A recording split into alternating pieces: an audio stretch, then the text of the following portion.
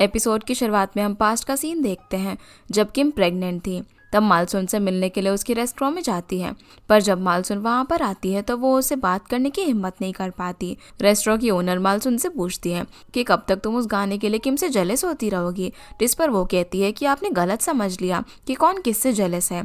इतने में मालसून की बेटी जीसुक वहां पर आ जाती है, जो अपनी मॉम को अपना अवार्ड दिखाती है, पर मालसून उसके मुंह पर उतनी तारीफ नहीं करती और घर भेज देती है। जिसके बाद मालसून ओनर से बोलती है कि जब तक जीसुक जैसी बेटी मेरे पास है मुझे किसी से भी जेलसी नहीं है। ये बात सुनकर किम परेशान हो जाती है। सीन फिर प्रेजेंट में आता है, जहाँ पर डैनियल किम से कहता है कि अगर आपने एमिली को निकाला तो मुझे भी निकालना पड़ेगा। ये सुनकर किम उस पर गुस्सा करती है कि तुम मेरी जगह इस लड़की को चुन रहे हो। इस पर डैनियल कहता है कि ये मेरी फैमिली है जिसे मैं प्रोटेक्ट करके रहूंगा। तो किम भी उसे साफ साफ बोलती है कि ये लड़की यहाँ पर हमें बर्बाद करने के लिए आई है, पर डैनियल उनसे कुछ नहीं बोलता और इस बारे में कल बात करने के लिए कहकर वहाँ से चला जाता है। जिसके बाद एमिली उससे पूछती है कि तुम मुझ पर इतना भरोसा क्यों करते हो, तुम जानना नहीं चाहोगे कि तुम्हारी आंटी मुझसे ये सब क्यों कह रही थी। तो वो कहता है कि अगर तुम बताना चाहो तो ठीक है, वरना मैं तुम्हारे बताने तक इंतजार कर लूंगा। जिसका खुद पर ऐसा भरोसा देखकर वो इमोशनल हो जाती है, तो डैनियल उसे गले लगा लेता है। अब घर आने के बाद एमिली की हार्ट बीट फिर से फास्ट हो जाती है, ये सोचकर कि डैनियल ने उसे गले लगाया। तभी उसे पार्क का कॉल आ जाता है, जिसके बाद वो उससे मिलने चली जाती है। पार्क उसे अपना एग्रीमेंट दिखाता है जो कि उसने एंटरटेनमेंट कंपनी के साथ मिलकर साइन किया था। उसमें लिखा हुआ अमाउंट को देखकर एमिली के तो होश ही उड़ जाते हैं। वो उसके लिए काफी खुश थी, पर पार्क देख लेता है कि वो परेशान है, तो उसके पूछने पर एमिली बताती है कि शायद किम जानती है कि मैं कौन हूँ।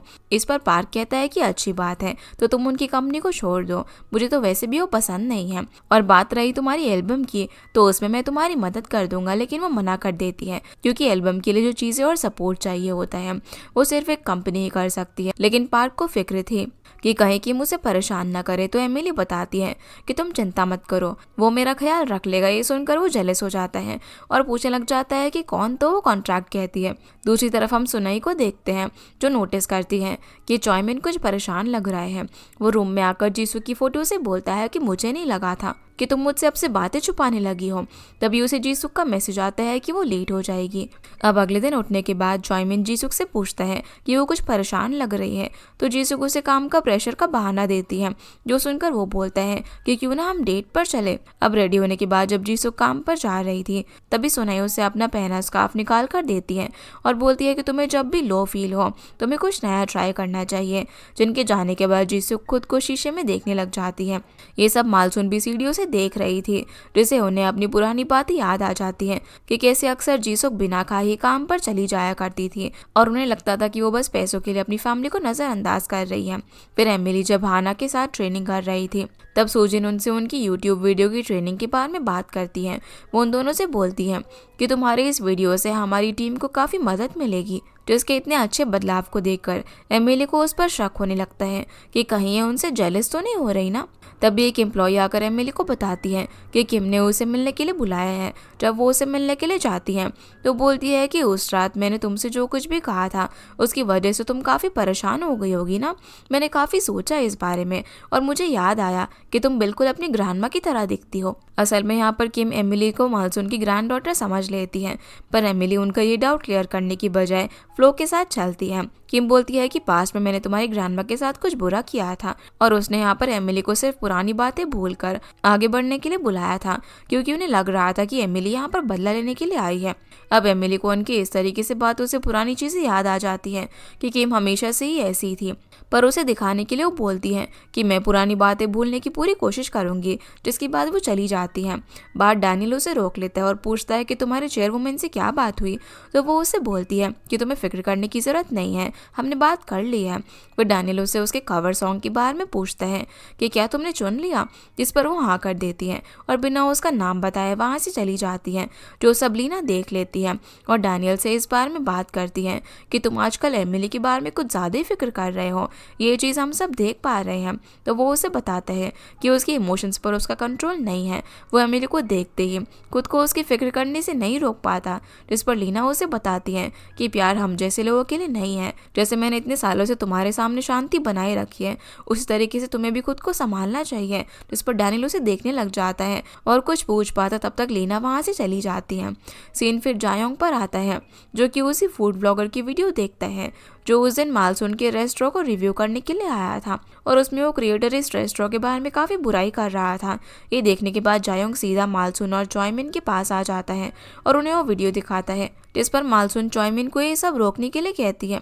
वो बोलता है कि आपने खुद नहीं तो वो रेस्टोरेंट उन दोनों भाइयों को दिया था ना। लेकिन चॉयमिन को कुछ याद आता है और वो इस डील के एग्रीमेंट पेपर को लेकर आता है, जिसमें लिखा हुआ था कि अगर ये दोनों भाई रेस्टोरेंट के खाने का टेस्ट सेम नहीं रख पाए तो कॉन्ट्रैक्ट टर्मिनेट हो जाएगा। ये देखकर वो काफ़ी ज़्यादा खुश हो जाते हैं, पर ये चीज़ अब उन्हें प्रूव करनी पड़ेगी। दूसरी तरफ हाना और एमिली सॉन्ग सिलेक्ट कर रहे थे यूट्यूब वीडियो के लिए, पर एमिली के मन में तो अपना वही पुराना गाना था जो कि किम ने चुरा लिया था। लेकिन हाना किसी और गाने का नाम लेती है और यहाँ से हम पास्ट का सीन देखते हैं। जब हाना स्कूल में थी तब उसने मॉम की ड्रॉर से स्टैम्प लेकर अपनी फील्ड ट्रिप वाली एप्लीकेशन पर लगा दिया था ताकि वो एक कॉन्सर्ट में जा सके। तब उसे गाने की एक कैसेट मिली थी। अगले दिन अब कार में जब मॉम उसे स्कूल ड्रॉप करने के लिए जा रही थी तभी वो नोटिस करती है कि मॉम प्लेयर में बज रहे गाने को गा रही हैं, जो कि उसने पहली बार उन्हें करते हुए देखा था। यही वजह थी कि हाना इस गाने को गाना चाहती थी, पर मालसुन की अपनी कुछ यादें थी। एक दिन जब वो जीसुक के रूम में कुछ फ्रूट्स लेकर गई थी तो उन्हें पता चला कि वो काम करने के बजाय गाने सुन रही थी, जिसके लिए उन्होंने उसे काफ़ी डांटा। सीन अब प्रेजेंट में आता है जहाँ पर हाना एमिली को बताती है कि उस दिन जो टेडी हमें मिला था वो हमारे लिए नहीं बल्कि डैनियल के लिए उस स्टॉकर ने भेजा था ताकि वो उस पर नज़र रख सके, और ये वही स्टॉकर थी जिसने कि डैनियल का करियर ख़त्म कर दिया था और अब वो वापस आ चुकी है, जिससे बचने के लिए डैनियल ने अपने रहने की जगह भी बदल ली थी। ये सुनते ही एमिली को उसकी फिक्र होने लग जाती है। दूसरी तरफ डैनियल लीना की बातों के बारे में सोचकर ऑफिस से बाहर निकल ही रहा था कि वो एमिली को अचानक से देखकर चौंक जाता है। वो बोलती है कि तुम्ही ने तो मुझे अपने साथ रहने के लिए कहा था ना। जिसके बाद वो उसे बस स्टॉप पर ले आती है घर जाने के लिए, लेकिन उसे पब्लिक ट्रांसपोर्ट यूज़ करना पसंद नहीं था। एमिली को लगता है कि वो डर रहा है अपनी स्टॉकर से, तो वो चिल्लाकर बोलती है कि अगर उसमें हिम्मत है तो मेरे सामने आकर दिखाए। इतने में बस आ जाती है, जिसमें बैठने की थोड़ी देर बाद ही डैनियल सो जाता है और अपना सर उसके शोल्डर पर रख लेता है, जिससे एमिली की हार्ट बीट फिर से फास्ट हो जाती है। एक लेडी अब बस स्टॉप में जब उन्हें देखने लगती है तब एमिली डैनियल का चेहरा कैप से छुपा देती है। सीन फिर जायोंग पर आता है, जो कि मालसुन और चॉयमेन के कहने पर रेस्टोरेंट में इस वक्त एविडेंस जमा करने के लिए चला जाता है, पर रेस्टोरेंट इस टाइम बंद हो चुका था, तो वो एक्टिंग करने लग जाता है जैसे उसे काफ़ी भूख लगी हो। दूसरी तरफ हम पार्क को देखते हैं, जो कि रेस्टोरेंट में खाना खा रहा था। तभी एक आदमी वहाँ की वेट्रेस के साथ बदतमीजी करने लग जाता है। ये देखकर पार्क को गुस्सा आ जाता है। वो सभी के सामने उसे सुनाने लग जाता है, जिस पर वहाँ पर मौजूद लोग उसकी वीडियो बनाने लगते हैं। ये देखकर आदमी घबराकर वहाँ से भाग जाता है। फिर वो वेट्रेस पार्क को थैंक्स कहती है उसकी मदद करने के लिए। वहीं एमिली और डैनियल भी घर पहुँच चुके थे। डैनियल वहाँ पर उससे बोलता है कि कल की रिकॉर्डिंग के लिए तुम हाना की मॉम को भी ले आना। वो उसे परफॉर्म करता हुआ देखकर काफ़ी खुश हो जाएंगे और साथ ही वहाँ पर कुछ पॉपुलर सिंगर्स भी रहेंगे, तो वो उनसे भी मिल लेंगी। एमिली इसके बाद घर में आती है, जहाँ सुनाई उसका इंतज़ार कर रही थी। वो उससे पूछती है कि क्या ये तुम्हारा बॉयफ्रेंड था? काफ़ी अच्छे लग रहे थे वैसे तुम दोनों साथ में। इस पर वो उसे अपना मुंह बंद रखने के लिए कहकर चली जाती है। सीन फिर जायोंग पर आता है, जो कि रेस्टोरेंट में खाना ऑर्डर करने के बाद उसमें से कुछ सैंपल अपने पास छुपा लेता है, और रेस्टोरेंट बंद होने के बाद चॉयमिन भी एविडेंस के लिए गार्बेज में छानबीन करने लगता है, जहाँ उसके हाथ एक बिल लग जाता है। ये देखकर वो काफ़ी खुश होता है। फिर वो जीसुक से मिलने के लिए उसके ऑफिस के बाहर चला जाता है, क्योंकि उसने डेट का प्लान बनाया था, पर जीसुक को उसे स्मेल आ रही थी, जिससे उसका मूड और ज़्यादा खराब हो जाता है। चॉयमिन अब यहाँ पर उससे पूछता है कि क्या कुछ ऐसा है जो कि तुम मुझे बताकर अपना मन हल्का करना चाहती हो? हमारे बीच कोई भी सीक्रेट्स नहीं रहने चाहिए। इतने में एक कार स्पीड से उन्हें ओवरटेक करती है, जिसे अचानक देखकर जीसुक बैलेंस खो देती है, मगर किस तरीके से हादसा टल जाता है। जिसके बाद वो डेट का प्लान कैंसिल करके जीसुक अब घर की तरफ ही कार ले चलती है। सीन फिर शिफ्ट होता है और हम किम को देखते हैं, जो कि अपने ऑफिस में थी। तभी वहाँ पर एक लड़की आती है, जो कि अपना कैप जब हटाती है तो उसे देखकर किम हैरान हो जाती है, क्योंकि यही डैनियल की स्टॉकर है। उससे वो बोलती है कि तुमसे बड़ा कोई साइको नहीं हो सकता, तुमने डैनियल का करियर बर्बाद कर दिया। वो लड़की इस पर पूछती है कि क्या आपको सच में लगता है कि ये मेरी गलती है, जबकि उसने मेरी रिपोर्ट की थी और वो विक्टिम बन गया।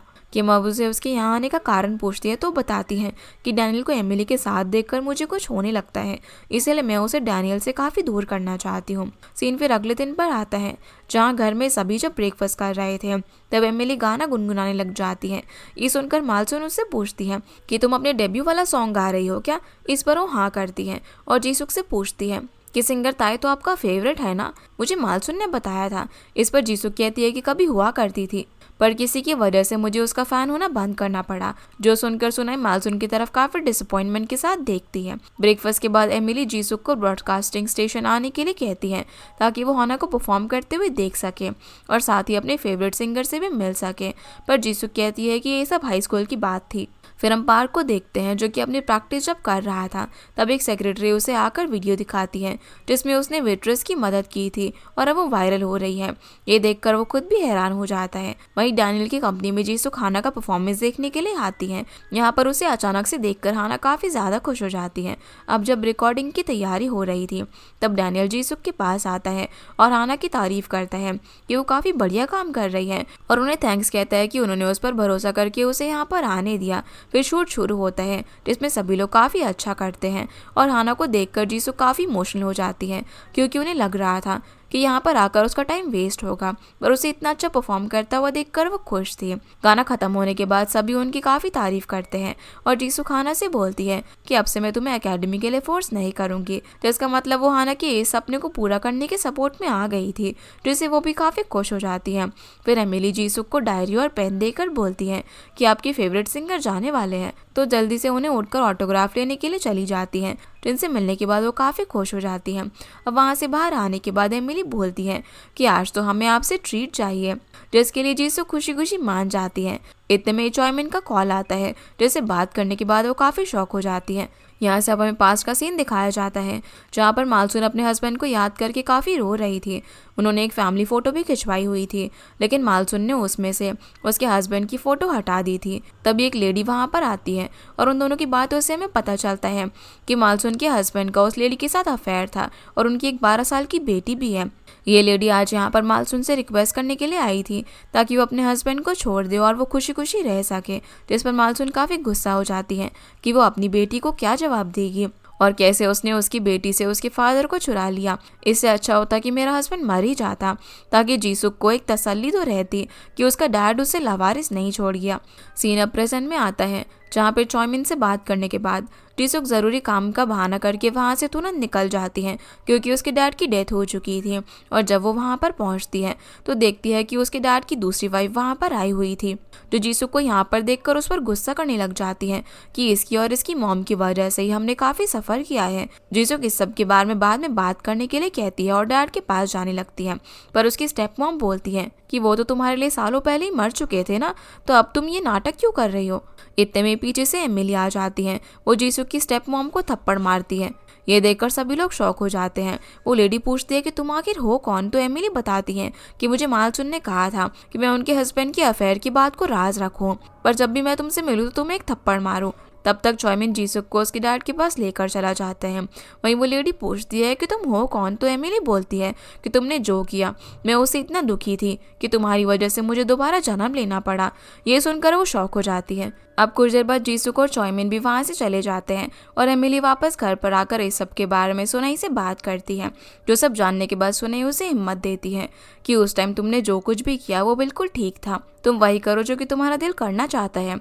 इतने में जीसुक वहाँ पर आती है, जिससे सुनाई बोलती है कि मैं तुम्हें सब कुछ बताती हूँ, लेकिन जीसुक इतना परेशान थी कि वो इस बारे में फ़िलहाल कोई भी बात नहीं करना चाहती थी और रूम में जाते जाते एमिली को अपने काम से काम रखने के लिए कहती है।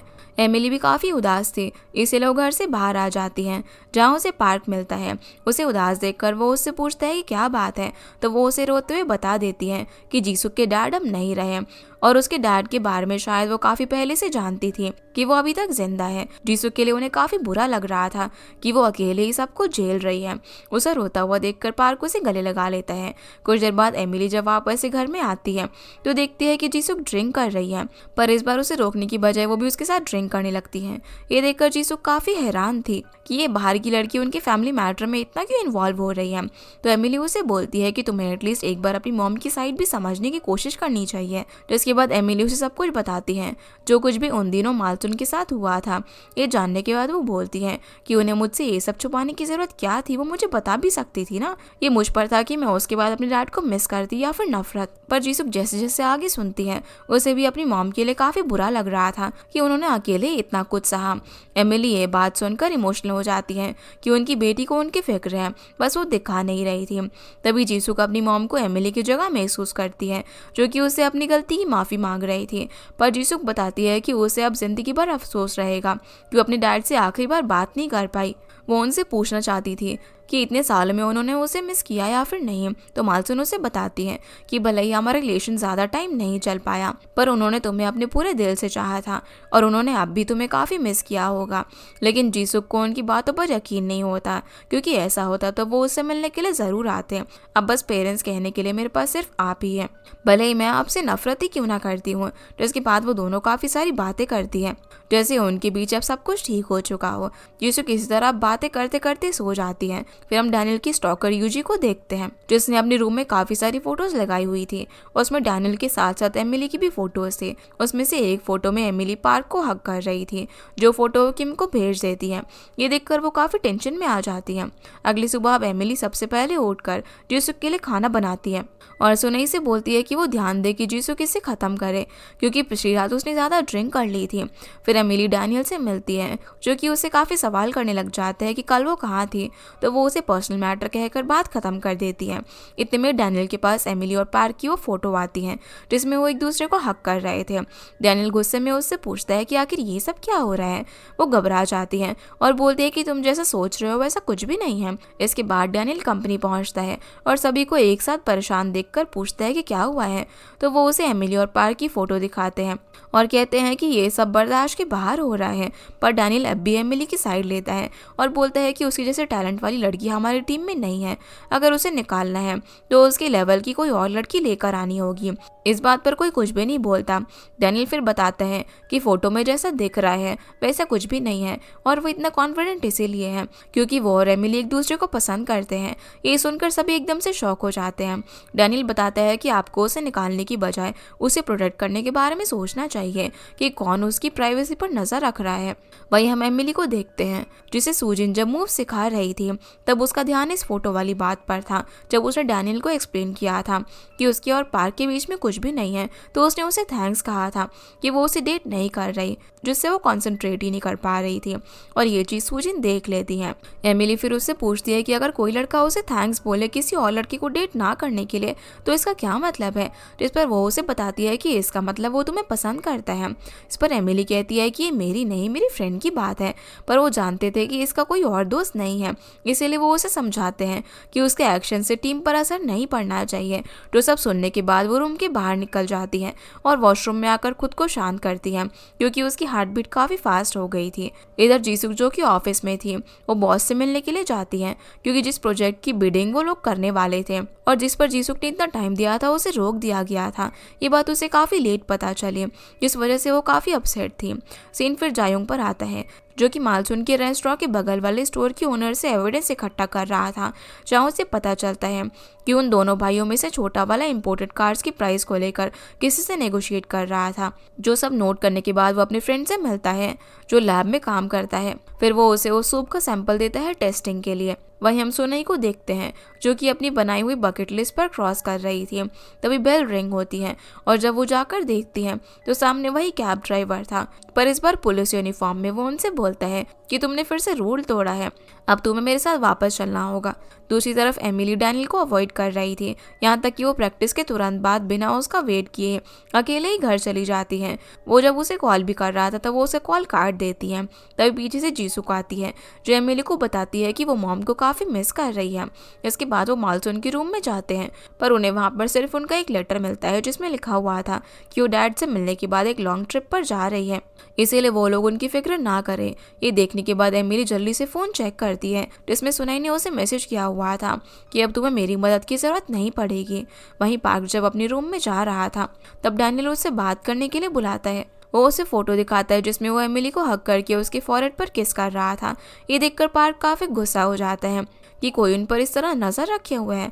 डैनियल उसे बताता है कि कोई भी एक्टर जिसका डेब्यू होने वाला हो उसके लिए ये रूमर्स ठीक नहीं है, उसे कैसे प्रोटेक्ट करना है मैं अच्छे से जानता हूँ। पर पार्क कहता है तुम कुछ नहीं जानते, वो मैं हूँ जिसने एमिली के साथ आधी से ज्यादा जिंदगी बिताई है, ना कि तुम। और बस उसे इतना ही कहता है कि मेरी तरह तुम भी कोशिश करो कि उसका डेब्यू बिना किसी प्रॉब्लम के हो जाए। सीन अब फिर यूजी पर आता है जिसने एमिली के घर के बाहर ही सीसीटीवी कैमरा इंस्टॉल कर दिया था। वो देखती है कि डैनियल एमिली के घर के बाहर बैठा हुआ था। जैसे ही वो बाहर आती है तो उसे अचानक से देखकर चौंक जाती है। डैनियल उसे कार में आने के लिए कहता है, जो एमिली उसे बताती है कि वो यहाँ पर फोकस नहीं कर पा रही है और वापस से डॉम में रहने के लिए जा रही थी। अगर इस तरीके से चलता रहा तो कोई ना कोई रूमर्स बनते ही रहेंगे। तो वो उसे बोलता है कि मैं तुम्हारे डेब्यू होने तक ख्याल रखूंगा और उसके बाद तुम्हें जिसे डेट करना है तुम कर सकती हो।